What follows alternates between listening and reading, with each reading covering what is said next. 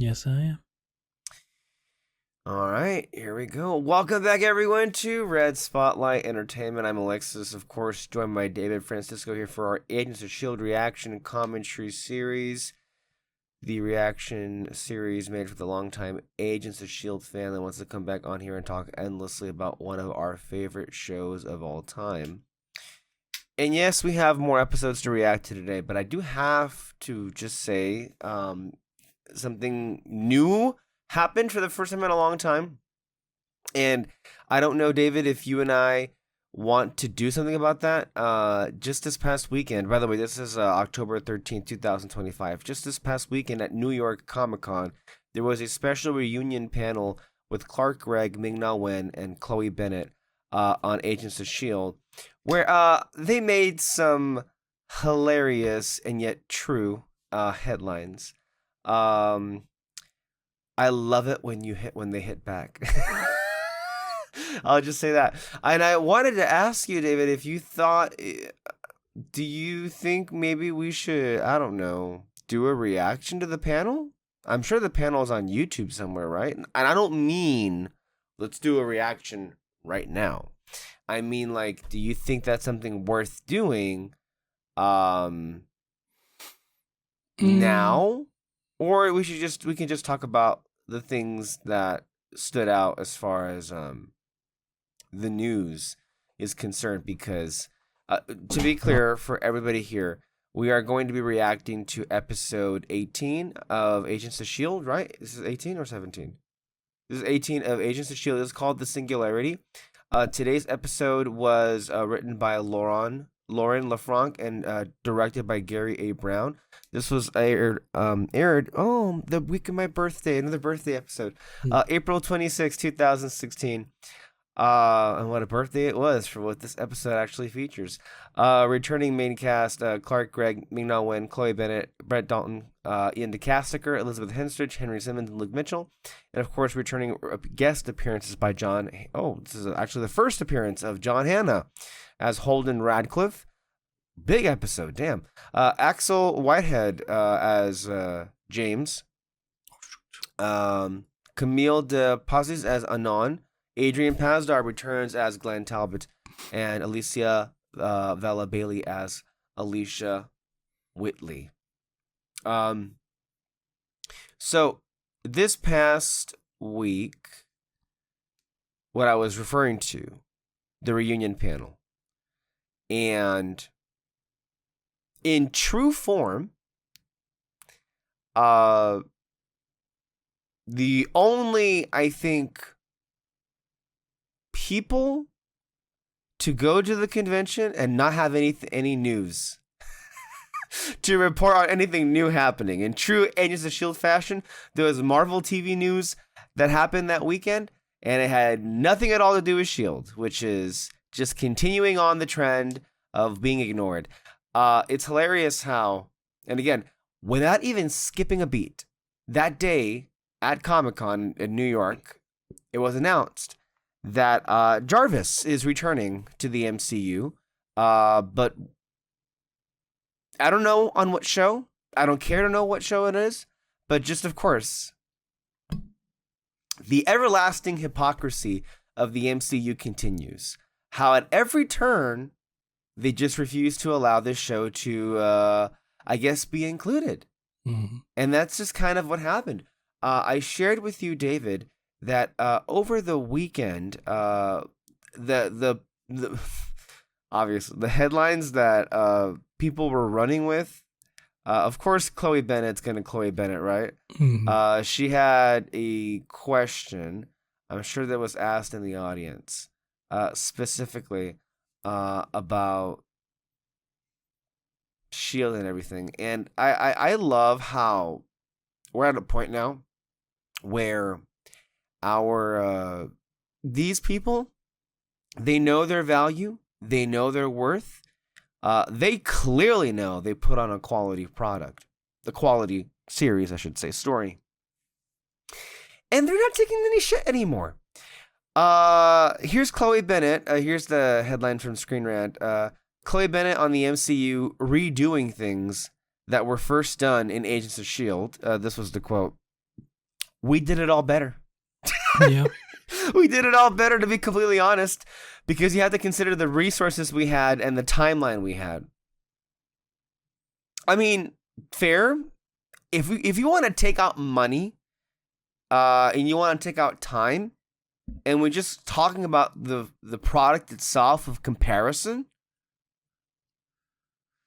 Shield did it better every step of the way. But if you want to go ahead and factor in the lack of resources Shield had, the lack of time they had, how far less money they had than the MCU stuff, then it's even better when you consider how great it actually turned out. And yeah, I don't know. It sometimes I wonder. I really do wonder sometimes how much Agents of S.H.I.E.L.D. lives inside Kevin Feige's mind. I don't know if he cares or not. I mean, there's a long-standing like conspiracy theory that he really hates the show and has. I mean, the proof is in the pudding, right? It's like every single thing that Kevin Feige has produced has gone out of its way to not acknowledge that S.H.I.E.L.D. actually exists. And I mean, how many years now has the MCU been around? Like since 2008? S.H.I.E.L.D. debuted 2013. The amount of stories that have come out of the MCU have like it's exponentially that much greater than we ever could have imagined, and still nothing. Whereas I believe what was it? Chloe Bennett had another like really good quote about how like Agents of S.H.I.E.L.D. was really like the Taylor Swift of like I guess Easter eggs, where like there were a lot of like really hidden Easter eggs throughout the show that people just at every point the people on the show were like, hey, let's toss something over to the people who treat this as an extended universe. And why not? Why wouldn't we do that, right? And then Clark Gregg also chimed in with, I think, really just what we have been saying the whole time, where it's like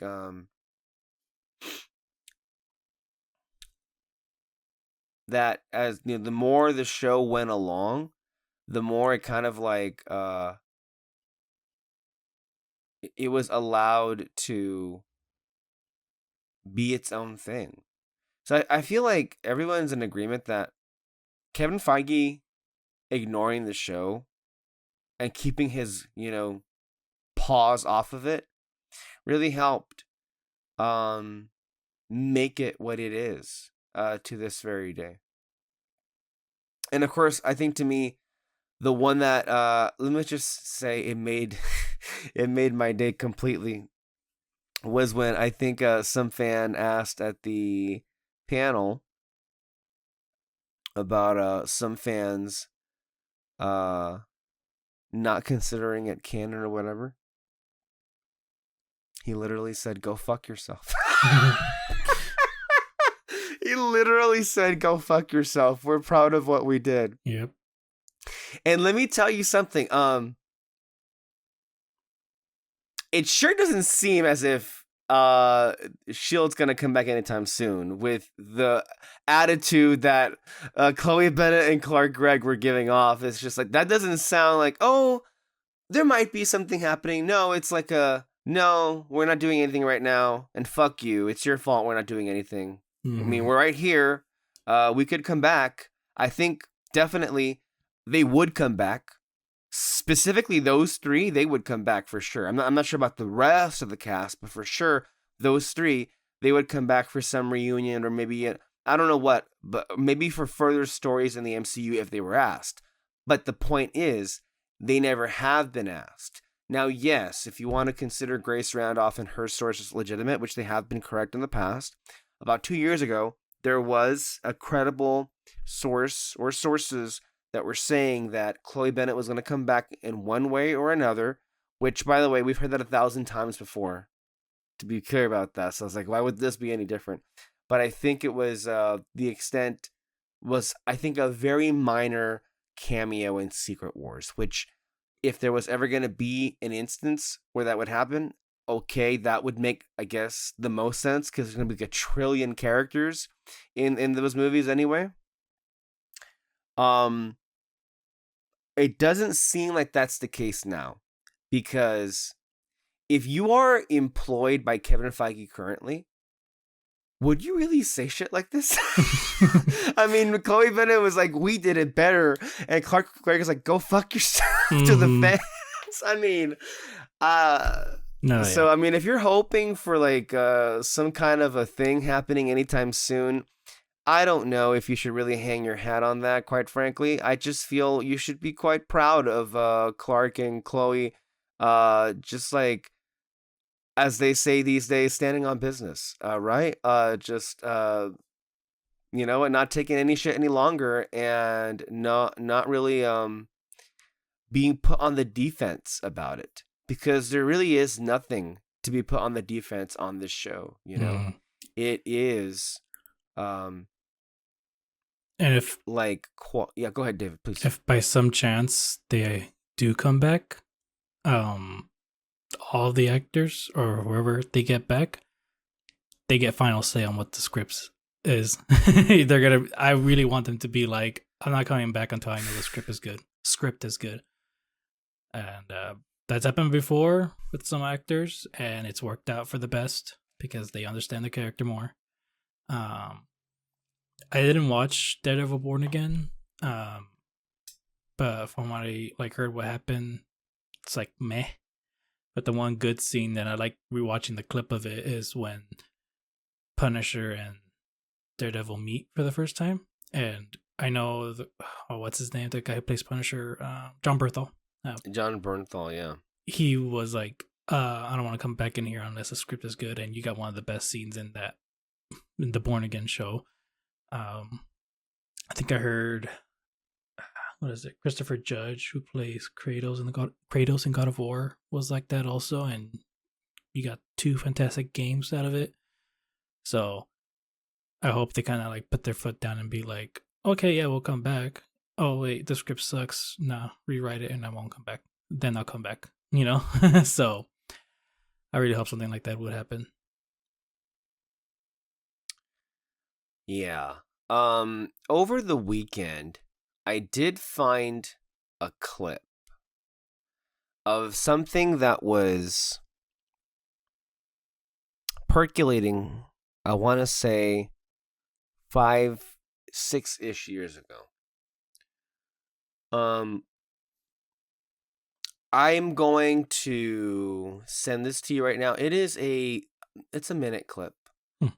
I'm going to send it over to you, David. It is a Twitter link, and the video is going to be there. When you have it and you're ready to play it from the beginning, let me know. Okay. So this is what it says. This is actually tweeted by AOS Nick Fury, Forever Agents of S.H.I.E.L.D. There is a reason that didn't happen in the show. The producers said they were told that I'm bringing it up now because I had mentioned this last week, that they weren't sure about when or not season 6 was going to be on TV, and ultimately, they didn't want to spoil Endgame, so they kind of like didn't really address the snap. But this is where it gets confusing, because what you're going to see right here, David, is Jeffrey Bell, who is one of the producers of the show. He's going to say that the snap takes place after season 6. Which breaks some things, because if you unless you're going to do a little bit of like hand waving retroactive, like, never mind bullshit with the end of season 5. The end of season 5 very, I think, clearly is wanting to say that it's happening at the exact same time as Infinity War. And so for season 6 to take place 1 year after season 5 would mean that it would be in the first year of the snap. But here, Jeffrey Bell is going to say, no, season 6 takes place before the snap. And then when Fitz comes back in the series finale at the end of season 7, not only did the snap happen, but 5 years had passed, the blip had happened, everybody had come back to normal.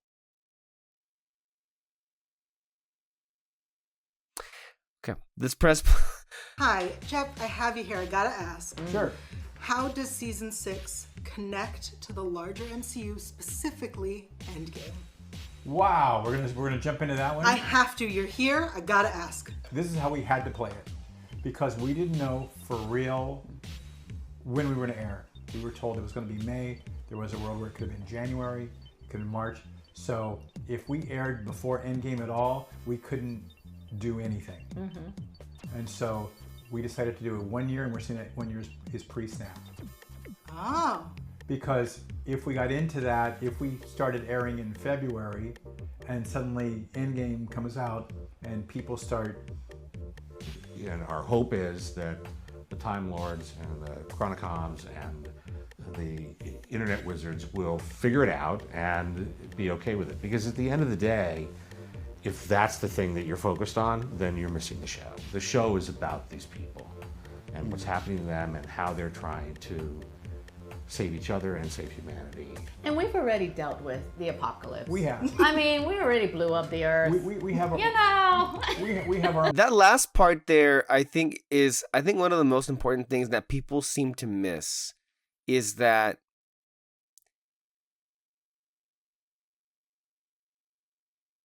sure, there could have been a version of Agents of S.H.I.E.L.D. that dealt directly with what was happening with the snap, and that, hey, look, anybody who's a fan of the MCU, especially back then, would have that would have been a really cool thing to see. But if we're talking about the context of Agents of S.H.I.E.L.D., that last bit that Ming said there, it is kind of true. It's like, plus, we already kind of dealt with the apocalypse. You know, we kind of already blew up the Earth. So, like, where do we really go from there? It's like, that is a pretty good, like, story point. It's like, we kind of did do this already. So I can understand them not even wanting to get into all of that, despite the fact that they weren't even allowed to even address it, quite frankly. Mm-hmm. And then, of course, maybe the most key part is that I believe at some point Jed Whedon has said someone on the team has the timelines figured out, but clearly they don't care. Not to like, oh yeah, whatever, it's just a show, guys. That's not how they're treating it. I think what Jeff Loeb there said was correct. It's like, if that's what you're concerned about, you're not really caring about the show, because the show is not really about, well, how does it fit into this or how does it fit into that? No, it's about these people. It's about these characters. Mm-hmm. And I feel like increasingly we're having kind of like people are kind of like what's the right way of saying it? They're showing their ass a lot when they direct certain kinds of criticisms with like no regard whatsoever to character themes or arcs, and all of it's about where the plot is going or how does it connect to one thing or the other. I think, to me, one of the most infuriating and embarrassing moments I've ever had to endure of storytelling, maybe the cream of the crop, would be that episode of I was gonna say Mando, but it was the Book of Boba Fett. Of course, again, who can tell? But it was the Book of Boba Fett that had Boba Fett for like a minute, and you had all these, like, you had Luke and Ahsoka, and you had like Cad Bane coming in, and it was like, what am I watching right now? Because this is so embarrassing, and yet this is what people are eating up. And granted, I haven't caught up with Peacemaker this season. I gather it's not as great as the first season, and I gather that people are especially let down by the finale of this season. But I do think there is something to be said for a finale that chooses to spend most of its time on character stuff rather than plot stuff. And by the way, I haven't seen it, I'm not saying it's good. I don't know. I haven't seen really the season at all. But I do feel like part of the reason, or among the many reasons why we are in such a ditch creatively, why the masses just seemingly want the same stories regurgitated again and again, is simply because most place far too much importance on plot development, and the overall wow factor of the plot and the story. They place all their value on that, and whatever character stuff they happen to get along the way, they either don't detect it, don't treat it as important, or feel it is just a filler episode that's in the way of things. And that is very disheartening to hear about that. And I really do feel like for a long time now, the cast and crew of Agents of S.H.I.E.L.D. were like, look, clearly Marvel, Big Brother Marvel, doesn't give a fuck about what we do, and they have no intent of ever including us. So we're going to do our own thing. And I can only imagine, fuck. I got pissed off too, because believe me, I'm a huge Agents of S.H.I.E.L.D. diehard. I would watch all the interviews, and it would always annoy me how every person that they would send, either from Collider or TV Line or whoever, IGN, one of the first questions they would ask them was like, how does it connect? How does it connect? How does it connect? Clearly, the people who were interviewing didn't watch the show. So what else were they going to ask beside, how does it connect? How does it connect? How does it connect? And can you just imagine being Jeffrey Bell, Ming-Na Wen, Jed Whedon, Jeff Loeb, getting asked the same question again and again, year after year, and not being able to say, it doesn't. Kevin Feige has fucked us. He doesn't care what we do. Ultimately, I think the feeling is mutual. We're going in our own way. We like the direction we're heading in. Cool. But yeah, that's just something. I know this kind of really devolved into a rant. I'm sorry. But that's something that I wanted to get out of the way. David, your thoughts on everything that we've already been spending, oh God, how many minutes? Oh God, 22 minutes talking about. Go ahead. No, I mean, I loved their comments, especially Coulson's. I mean, it's like how he said it. Fuck them. Yeah, we're proud of what we made, which they should be, obviously. And I mean, it's like I always say, it's just a constant annoyance. People not really want to treat it right. Don't want it to be a part of the MCU and all that. But I mean, at this point, I think it's just easy to say that the fans it's for the fans now. the Agents of S.H.I.E.L.D., you know. So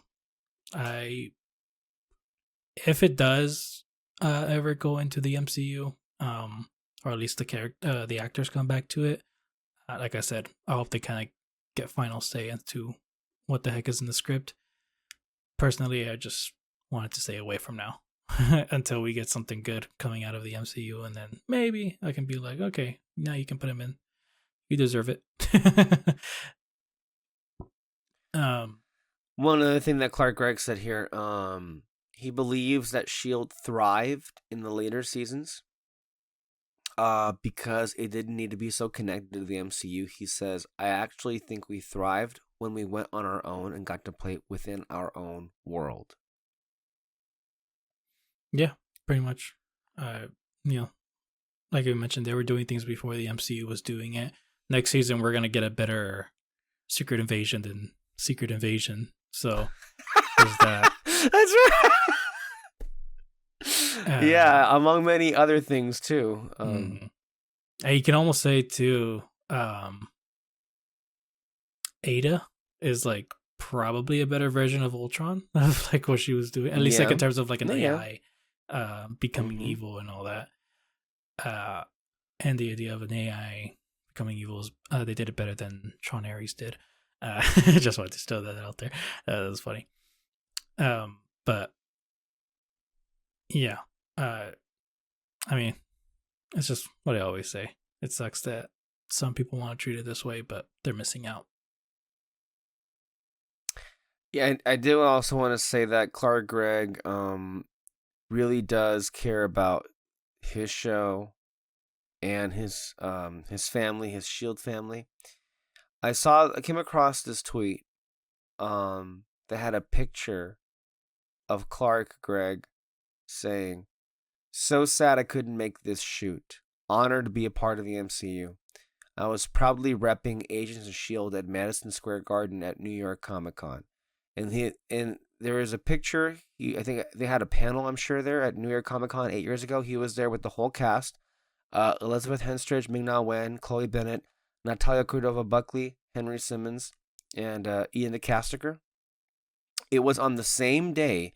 And this is the thing. You have to understand. There's an endless amount of instances in which you can say Kevin Feige fucking hates Shield. And at every turn, it's a petty ass bitch when it comes to snubbing them. Because on the same day that Shield and the whole cast was scheduled to be at a panel at New York Comic Con, what does he do? He arranged for more than 80 actors and filmmakers to take a huge 10th anniversary Marvel Studios photo shoot. If you recall what that was, do you recall that photo? Yeah. Yeah. The same fucking day. And Clark Gregg had to choose. Because, of course, Clark Gregg was the only one invited. The other ones were not. Mm-hmm. Clark Gregg had to choose. Where was he going to be? Was he going to go to the 10th anniversary photo shoot with all of the Avengers and everybody else? Or was he going to go join his team? And clearly, he made the right choice. Because, I mean, look, you can't get any more petty than this. I'm just like, really? Like, how convenient of you to do that. And of course, what happened? Clark Gregg did not end up being part of that photo shoot, which would also just, I don't know, for him, I'm sure it was a pretty easy call to not, because I feel like one, clearly has embraced him while the others have not. This is the tweet that I read. 8 years ago, Clark Gregg chose to stand by his Shield cast members while Kevin Feige actively tried to sabotage and overlook their hard work. Yeah. So a little bit of like trivia in history there. And I'm sure those fellow listeners that, you know, tune in week in and week out to leave comments, I'm sure they can think of plenty of other instances where they have seen just what a petty ass bitch Kevin Feige is, especially when it comes to Agents of S.H.I.E.L.D. Believe me, it felt very personal, and to this day, it feels very personal. You don't get Chloe Bennett saying things like, "We did it better," or Clark Gregg saying to MCU fans, "Go fuck yourself," without there being some kind of like resentment in there somewhere.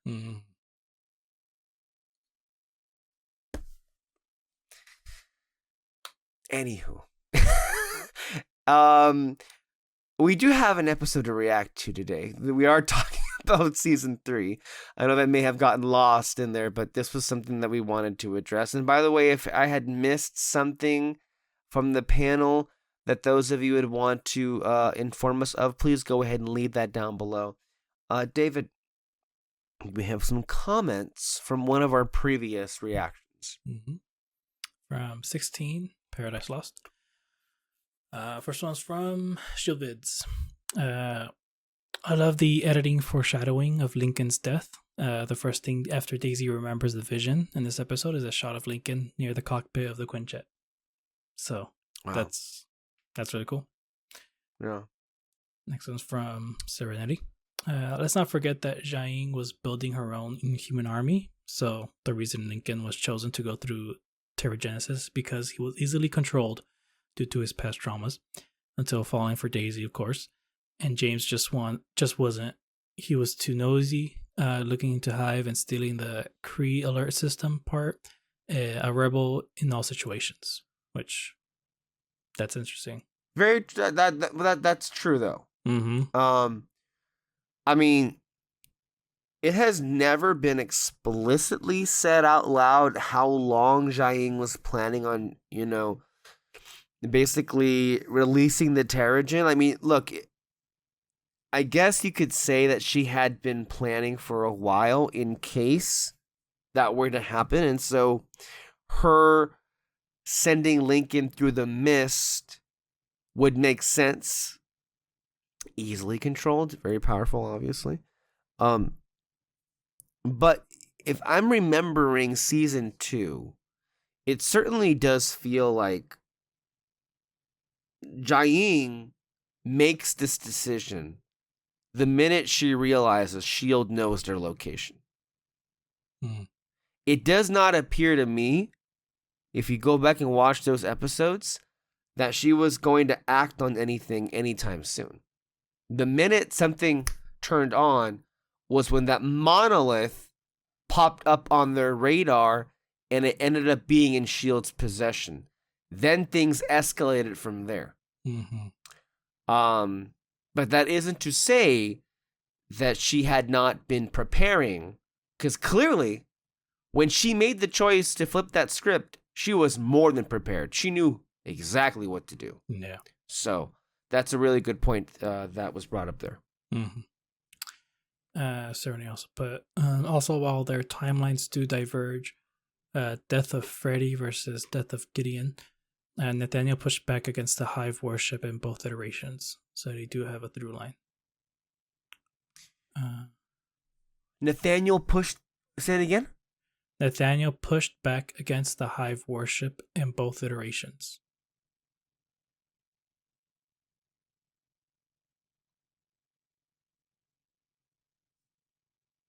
I'm trying to understand what they mean by that, because Nathaniel in the timeline that we're in, right, he seemed fairly devout, like fully ready to, like, I mean, he was upset at his dad for like being ashamed to be the traveler, and then he felt so betrayed that Gideon sold him out. In the other timeline with the other Malik, the other Nathaniel, that one, I don't know what I mean. Look, the Nathaniel that we saw here, and the Nathaniel that we're gonna meet later on, to me, they're kind of not at all the same person, or something like ended up going wrong there. I don't know, but I think I'm not sure what the comment means. Yeah, but I mean, I think what Serenity means, though, for sure, is that Nathaniel.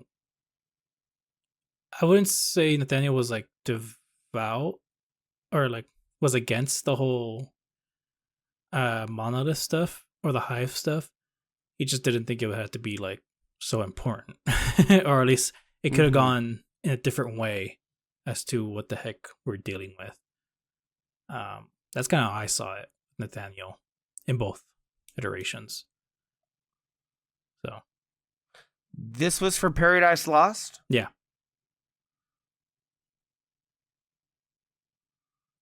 Let me just reread that again. So I can have this is Serenity? Mm-hmm. So it says here, the last paragraph. Also, while their timelines do diverge, that's what Serenity says. The death of Freddy versus the death of Gideon. Yeah, those are two differences there. Nathaniel pushed back against the Hive worship in both iterations. So they do have it.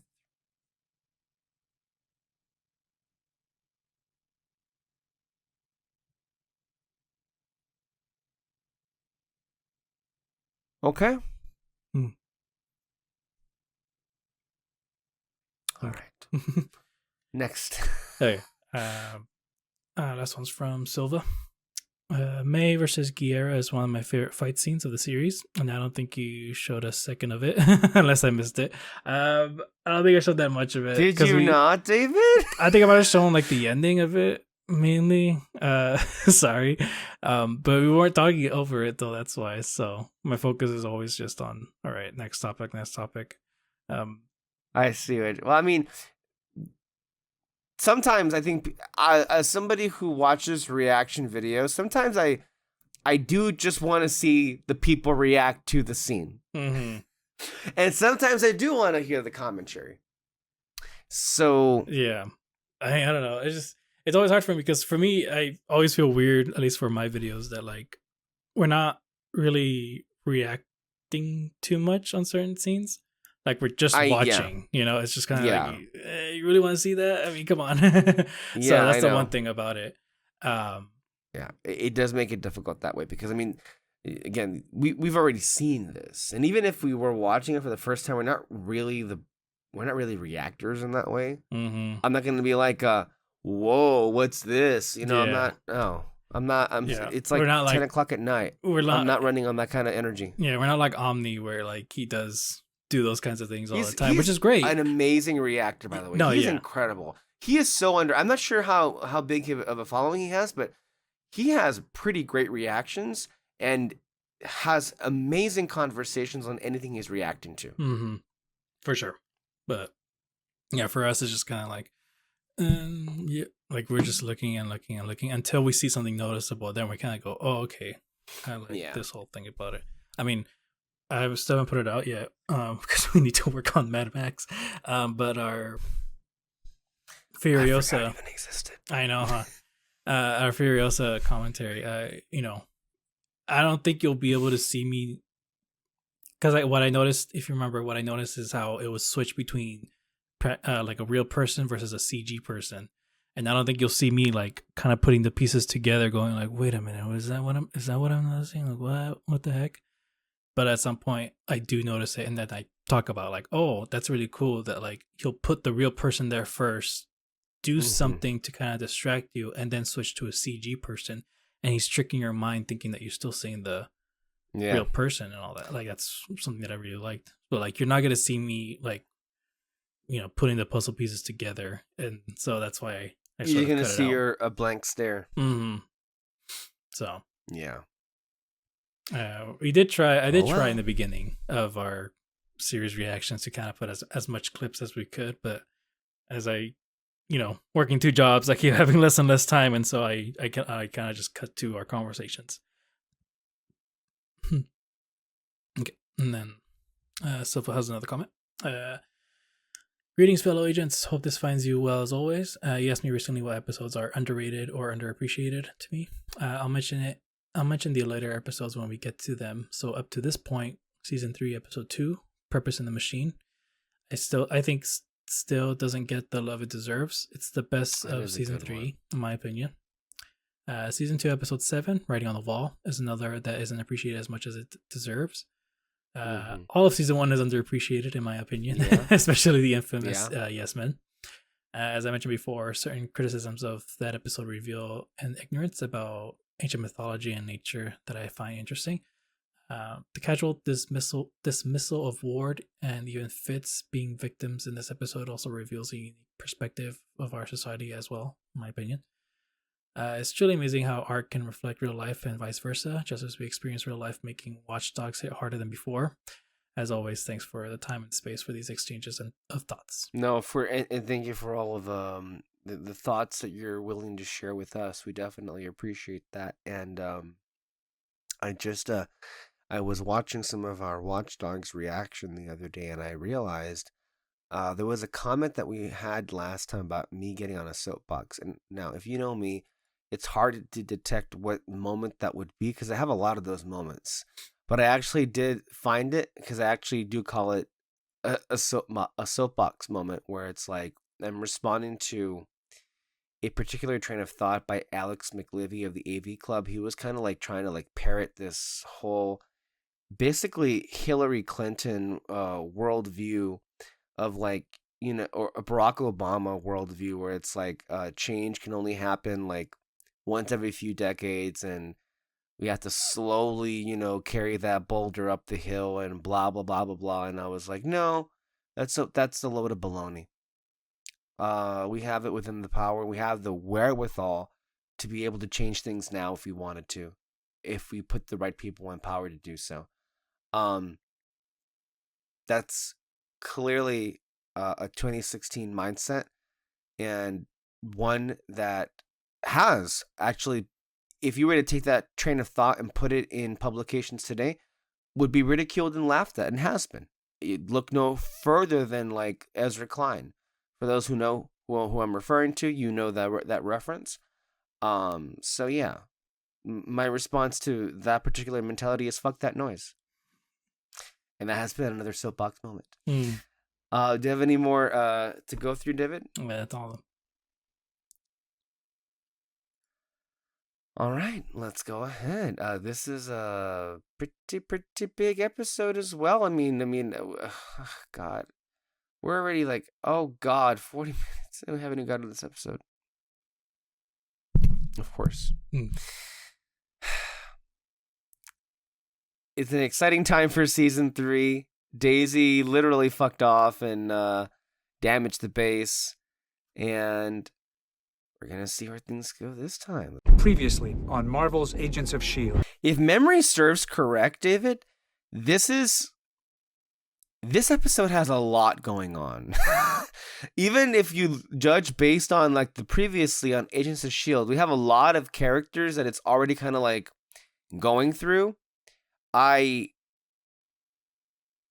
Considering with what happens with Fitzsimmons this episode, part of me wonders if it would have been better to just give them their own episode, but I get that we're kind of pressed for time. By the way, this opening sequence here is one of my favorite of the whole series. Just look at how the camera's moving and the blocking of the actors and where they go through the entire terrain of this set here of the S.H.I.E.L.D. base.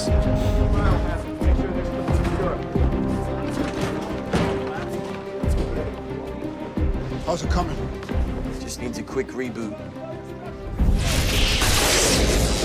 Notice how Mac's already kind of like jumping back into action, kind of. You think he's the director just based on how this is opening. He's the only one infected. So Joey and Elena Touchdown at the Cocoon, but Lincoln. refused to leave, I know. How's he holding up? No one comes to me with their feelings. What about the base? Still working on fortifying it. In the meantime, all vital data has been transferred to Zephyr 1. And we're easy prey. Daisy could lead that giant maggot here any second. Thought he was a parasite. Yeah, but our maggots... I don't really. Me either. My take? I noticed Coulson wasn't in the med bay. He shouldn't be up and around. He's readying the Zephyr. You saw the bone sticking out of his leg, right? I mean, he should be... Resting? I told him that. Didn't sit well. He said he needs everyone in the air. The hangar doors are still jammed. We managed to pry them open halfway, but until I get a new feed pump, we're grounded. Not necessarily. Coulson has another way. But it's risky and irresponsible. Dude, this is good.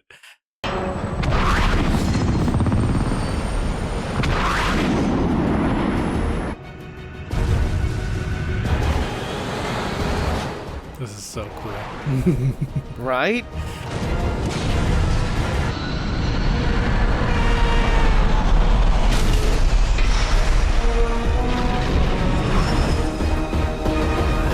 I was almost like, come on, turn. Already hitting the ground running. Again, this show is like one of the best examples of like wasting no time. Like they got so much like exposition out of the way with it. It didn't even feel like an exposition dump. No, yeah. And like off to the races we were going. And it all makes sense. Like, okay, we need to tell the audience the information of Coulson broke his leg. How do we do that? Of course, Coulson's just gonna get right back up, especially for Daisy. And then, they exchange it in a way that like it makes sense for all the characters to say it in a certain way and all that. Just this is how important dialogue is. Yeah. I'm gonna be harping on it because again, that's all Tron Ares and the dialogue. Oh, don't, man. Yeah, I'm sure. It was so bad. Yeah, I'm sure it I was. can feel it. It's like this emptiness I've always had is gone. You're saying Daisy's addicted to this thing? It's the closest scientific explanation that we've got. She said she was happier than she's ever been. Wanted me to experience the same thing. Most parasites have one goal, attack and weaken its host, but Hive does the opposite. I think this is the first time we're seeing this set, this room. This room is the mini lab of sorts. It's a med bay mini lab that Fitzsimmons kind of used in the Zephyr. So yeah. It later becomes the LMD lab in season 7, where they have Coulson in. So that's why, as things progress with our, we should consider all variables as we move forward, because things are bound to get complicated. You mean once we have sex? Simmons. He's like, I was really trying here. Like, come on, work with me. I'm not sure if Simmons even realized he was trying to be coy. I'm because even the look on her face is like, "Are you trying to say when we?" And Fitz just, and of course May walks in at the wrong time. Of course, that was amazing delivery. But even she was confused. Like, what? I think she was confused. Yeah. You think they'll come after you? I don't know. Coulson, he's... A driven man, especially when it comes to you. He thinks I need protecting. It's a shame he doesn't know how strong you are, Sky. Look, this is real world, Coulson. Malik's intel is actionable. I have some other matters to attend to. What could possibly be more important? This is Hydra we're talking about. Oh my god, I forgot this. This is also happening in the background.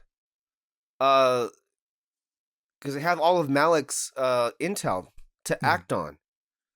Again, right now in the background is basically a scene that we see in season 5 where General Hale is told about the Confederacy alliance with Hydra and all that stuff, which we'll get into in 2 years. No, I didn't. So you think they'll go after Alicia? After Lash killed one of her doubles, I didn't talk about it right away, but Hives, I was gonna say Ward, or at least the actor.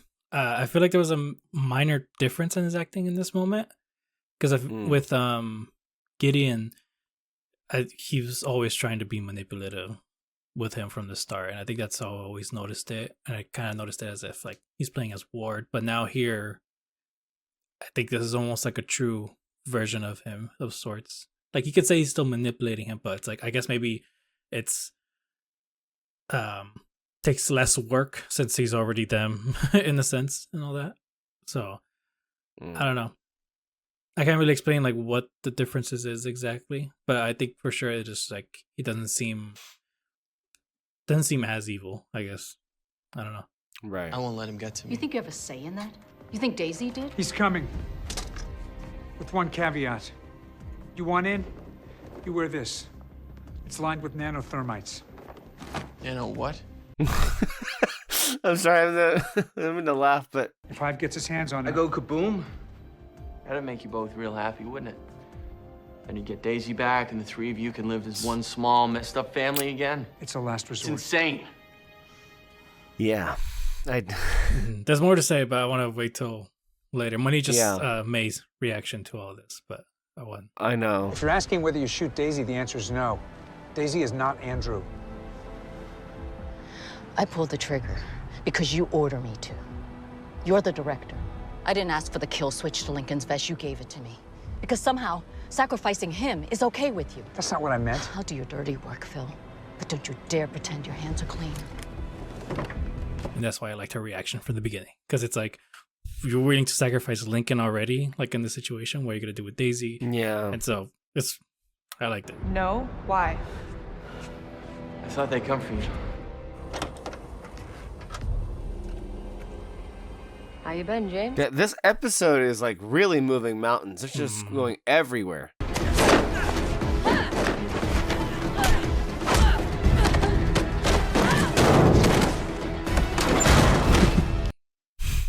God damn! Oh shit! Oh crap! I didn't mean to. Guess you won't be needing all that C4 anymore. My hands! Everything I touched said them. This just popped into my head, but his powers really remind me of I can't remember the character's name, but do you remember the show Heroes? There was a guy who's like able to basically become a nuke. Like literally the same exact powers. I don't know if you remember which character. Basically the one that like they had to stop, or like one of the characters that they had to stop in the first season. But yeah, basically like his hand would always glow, and he was literally putting out radiation. It was gonna be like a nuke. Friendship is linear.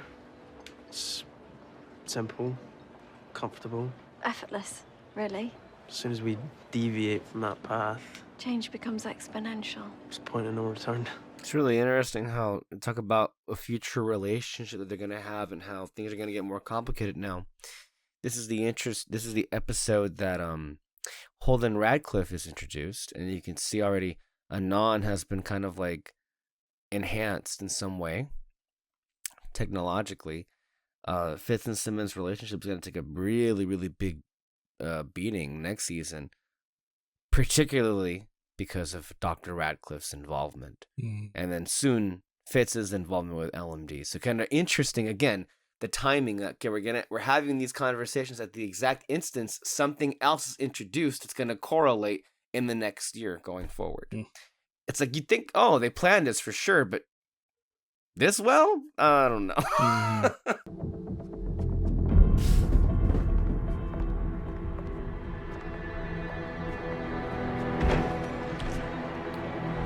I mean, like he's.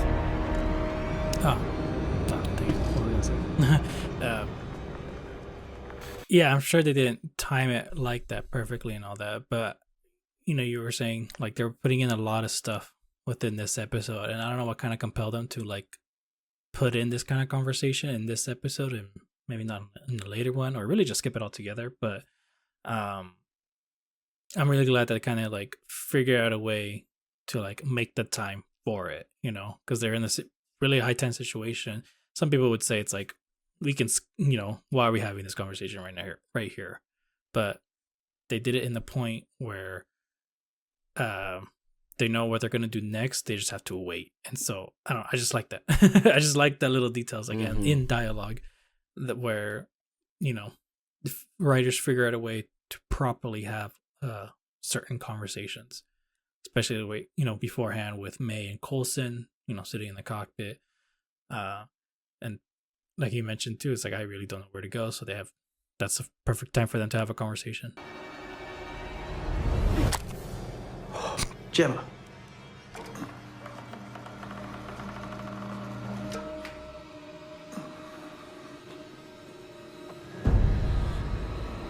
And there he is, everybody, John Hannah. What kind of a sick... Great actor. This character is going to be an incredible presence for this next season and a half.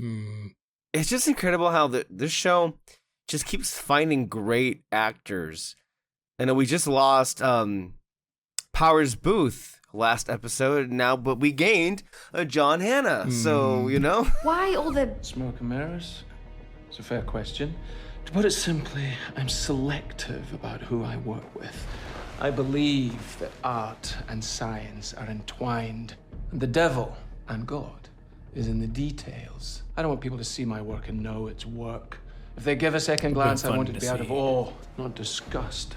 Mac's reaction to her putting the needle in the eye, because he for sure wouldn't know, like, what the fuck was that, Simmons? Right.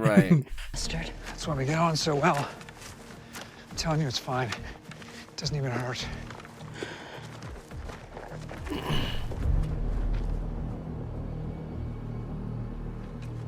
Check the perimeter. I think I missed when May said, you're a stubborn bastard, right?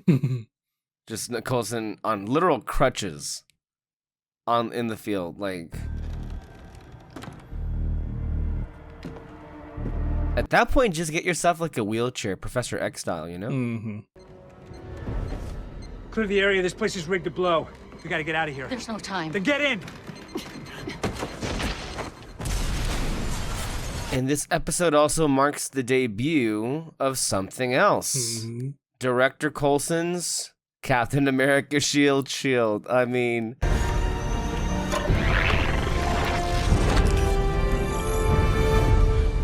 When did you? Thought it would be cool if the director of S.H.I.E.L.D. had a shield. Fitz agreed, so.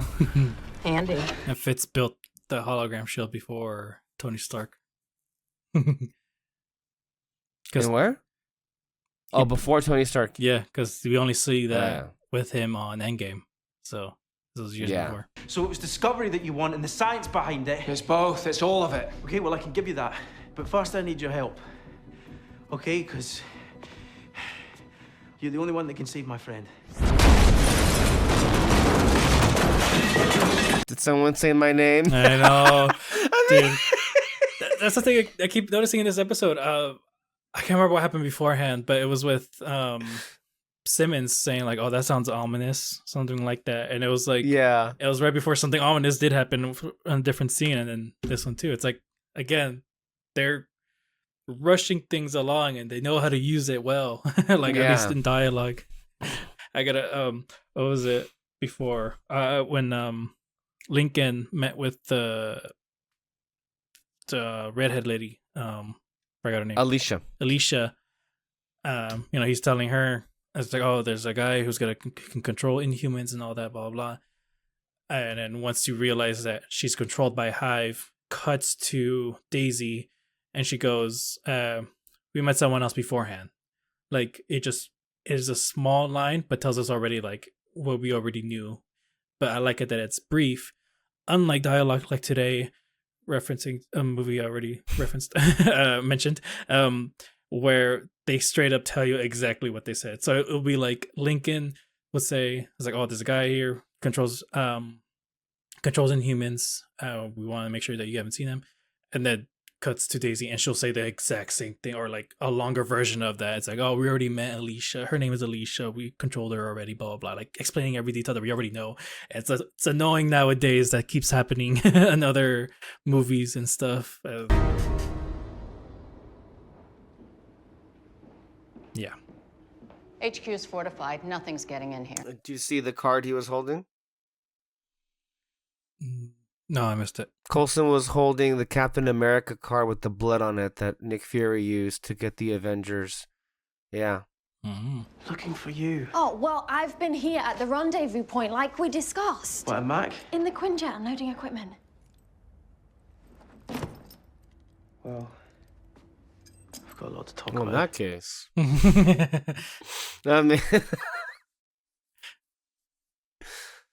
I mean, am I wrong? It's like, oh, Mac's not here, so okay, let's go ahead. We have a couple of minutes. All right. Then what about Hellfire? It's better than Scorch, but I worry it's too much. Scorch is already taken. Bought us a house? No. I bought us a whole town. Well, there's another episode. I gotta tell you, this was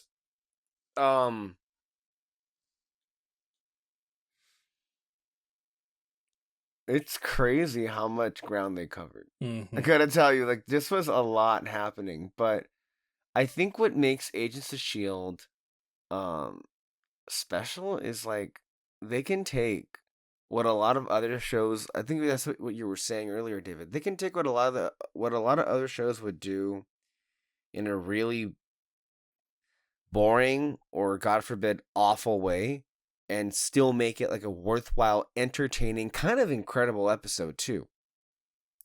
Chock full of great moments that keep propelling everything forward, while also taking spots to take a breath and also capitalize on the long-standing relationships that we've had throughout the series, namely Fitzsimmons and, of course, Coulson and May and others throughout the time here. Here is Eric Goldman, IGN. So far, I'm quite liking the depiction of Daisy under Hive's control. The Singularity showed it wasn't all one note, and Hive is my master. I work for Hive, with Daisy and the other Inhumans suddenly robotic and not themselves. The idea, this was made most apparent in a very strong scene where Daisy confronted Fitz and did let him live, albeit with a huge "next time I'll snap your neck" warning to stay away. Also of note was Hive not killing Simmons, which seemed to go beyond indifference and reflect that he really does have some feelings of those he's inhabited. In this case, Will's love for her. Sure, it's also clear they are more than willing to kill. Wow, and Hive disintegrating that guy chasing Simmons. But that tinge of conflict makes it appealingly messier. I also liked May bringing up Coulson's overly protective feelings for Daisy in this episode and calling him out on being so willing to be cutthroat with many others in a way that he isn't with her.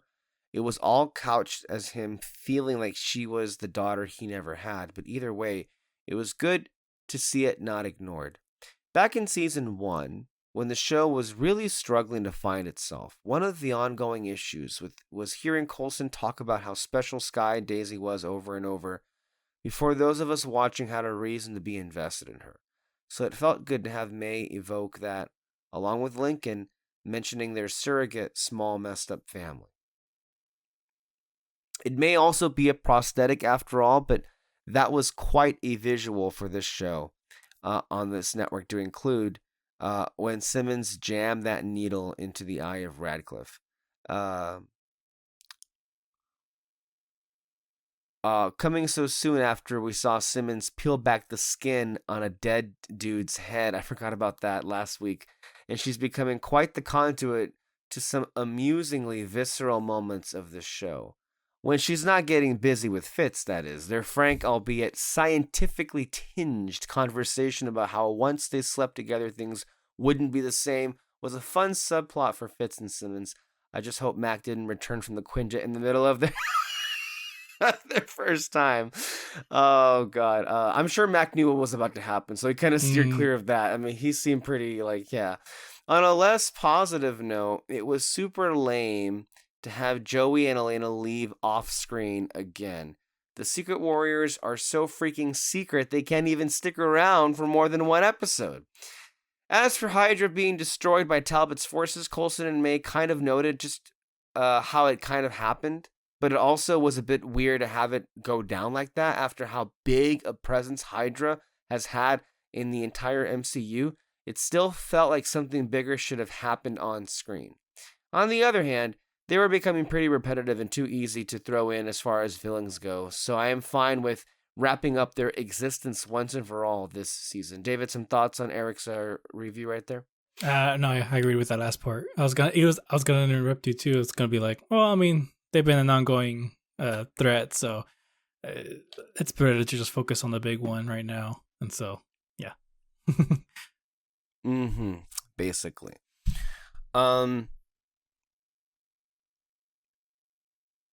The two characters, this is Alex McLivy, AV Club. The two characters that fare the best are Fitz and Simmons, and that's because, as has been mentioned before, Ian DeCastiger and Elizabeth Henstridge are just wonderful together.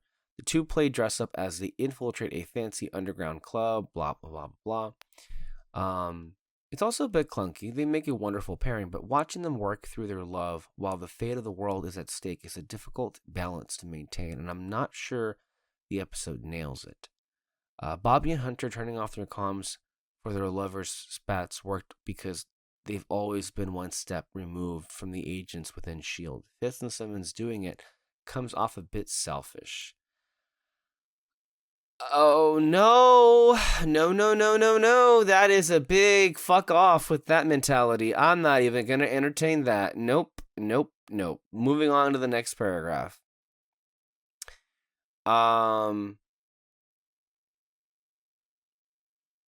Let's see here. What works slightly better are the various talks between Coulson and May, mainly because the two are broken people who nevertheless have to continue making hard choices. The episode pulls their personal dilemmas from their pasts. May's encounters with Lash and Coulson's fatherly need to protect Daisy. The former is more fruitful than the latter. In a way, having the two of them watch Talbot execute a simultaneous attack on all the remaining Hydra strongholds feels like a moment of vindication for their past sins. But as Coulson implies, it's a hollow victory. It's also a weirdly throwaway moment. Is Hydra completely done as an enemy? Probably not, But no matter how you slice it, the appearance of wiping out all of Hydra in one go comes off too sudden and too lazy. Another bit of sudden plot development is when Hive, Daisy, and James arrive at the Transhuman Club and kidnap Dr. Radcliffe. Okay. I'm bored of the review. Just no. I don't need it right now. Let me see some reactions from Reddit. There was a lot of cool things in this episode, but one-on-one with Simmons and Hive was perfect. I loved her "You're not Will" speech and then shooting him. So awesome. Even May acknowledged the taking down of Hydra as "that's it." LMAO. We deserved that sexual experience as much as Fitz and Simmons. Fun.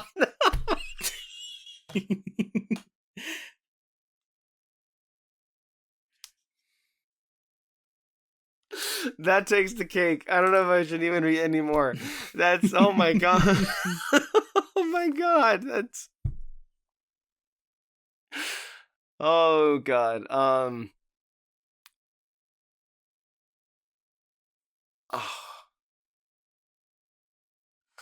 I don't think anything makes me happier in this show than seeing Fitzsimmons happy together. I was just laughing with happiness at the end of like an idiot. I really hope Fitz isn't hived though. That kind of pissed me off at this point.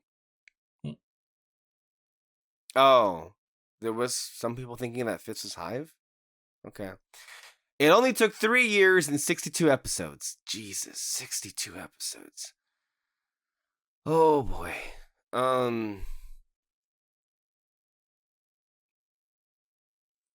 Fitzsimmons, woo! Oh god.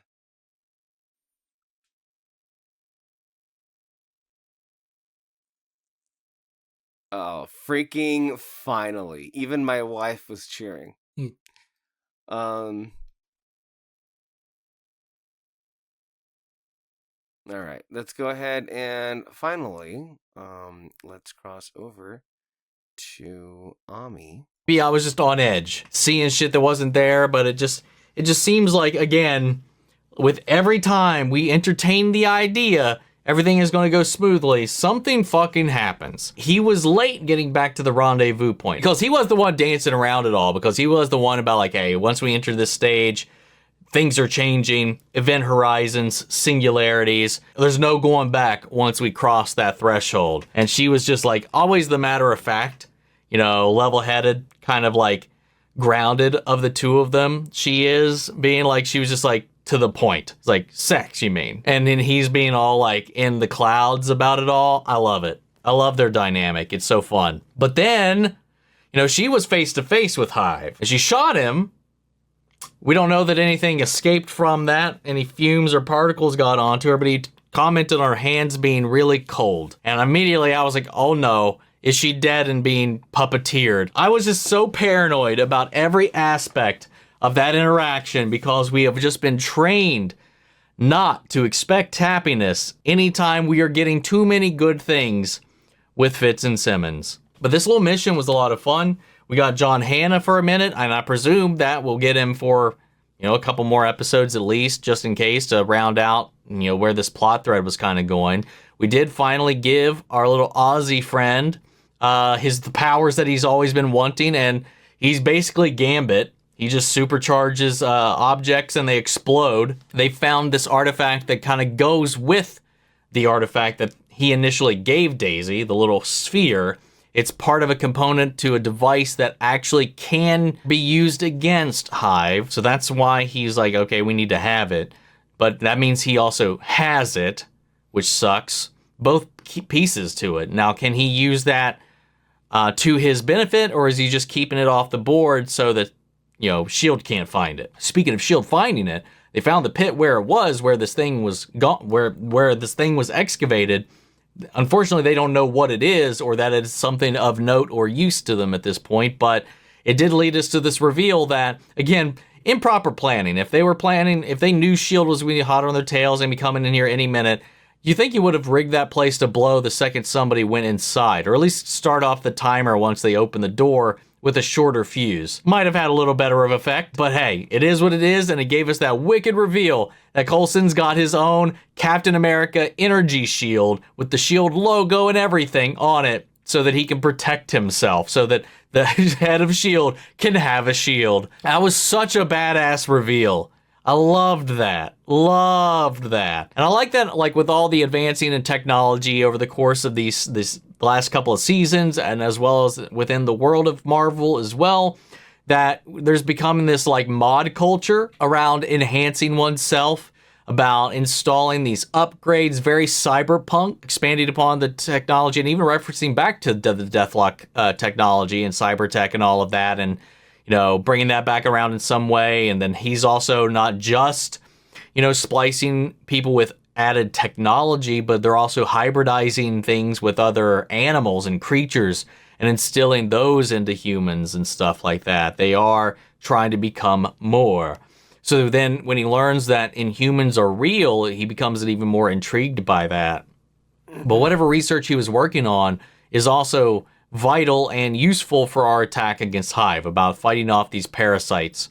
But though, you know, both that doctor and this device are in Ward's hands now. Any weapon or any knowledge that can be used against him is with him. And he just keeps scooping up person after person after person, Inhuman after Inhuman. He had already gotten to Alicia before we even got there. God, dude. The links that his thralls are able to go to, where they're talking about, like, it is like a drug. It fires off all of these signals in the brain to, like, make you feel fulfilled, make you feel happier than you ever felt in your life, that this void that you've been programmed to have is just instantly gone and filled, to the point where Daisy, even in this heightened state, all of her emotions are heightened. You know, all of those elements just make her connect even more strongly to this creature, both because she's got these complicated feelings for Ward and this thing is wearing Ward's face, but now she also feels this intense connection to this thing, and because of that connection and that the intensity of that connection, she's willfully like, I will protect it at all costs, even against the people I care about. But she's like, I still care about you. Those feelings are still there, so she's holding back, but then she, like, lays that threat there. Next time, I will break your neck. Which is, again, it's just like where this kind of is a great way, because they are artificially in this cycle of, like, elevated act because of this addiction, because they called it as such, to what this creature, this parasite, is providing them. You know, with it almost parallels the kind of stuff that Lincoln was going through with his addictions, with his way of filling that void and all of that kind of stuff, and the way that he can kind of lose control of that in a way. But it's just interesting that this is kind of a similar thing, and I'm hoping that maybe his experiences through that, now that we are equating this infection almost to an addiction, if maybe his ability or his experiences with managing his own, or just his personal experiences of having one, maybe he can get through enough to help Daisy. Maybe that knowledge will come back around, because I feel like there's a really pointed reason for bringing that up after having laid the groundwork with Lincoln and also sidelining Lincoln, but also the way that he got focused in this episode about how he did kind of almost start to lose control after seeing what happened to his friend. You know, he still was able to rein it in a little bit, which is, again, counter to what is going on with Daisy. And I'm wondering if those two storylines were set up in a way that they can once again, as a couple, as a pair, as Inhumans, be able to help bring each other back from the brink. But out of fear, and not because of how he acted. I don't think it has anything to do with how he acted in the field in this episode. I think Coulson is just like, I can't let them get you. You know, Daisy has been taken, and she'd never forgive me if I let something bad happen to you. So I think he is doing that out of that sense. But also I like that, you know, again, Coulson just straight up admitting, finally, that he sees her as the closest he'll ever have to a daughter, putting it out there as May was like, hey, you're not her father. You can't be doing this. He's like, you're right, I'm not, but she's the closest thing I have or will ever have to a daughter. And that's just their relationship. That has been their relationship since the beginning. For her, especially being put in this situation where she's also trying to do her job, and that's why she was like, Coulson, I need you to be clear. What am I supposed to do? Because he's been very wishy-washy about it, because again, he's got to balance his role as the director and his role as this father figure to this person. Because he's always had a soft spot for her. He's always had a little bit of a blind spot when it came to Daisy. He's like, hey, it is never, like, if you know me at all, it is never pull the trigger on Daisy. But then there is that unfair imbalance that is automatically placed on to May because of her track record, her history, which traumatized her, which has literally destroyed her soul. And then he just, again, because of how comfortable she's become with that, not even comfortable, that's not the right word, but like how frequent she's been the one to have to do these things, it's almost become second nature to expect them of her. And then he was like, hey, I guess it is easier, and I don't even realize that I'm doing it when I pawn these things off on you. It's just become a habit to expect her to kind of pick up that slack for him.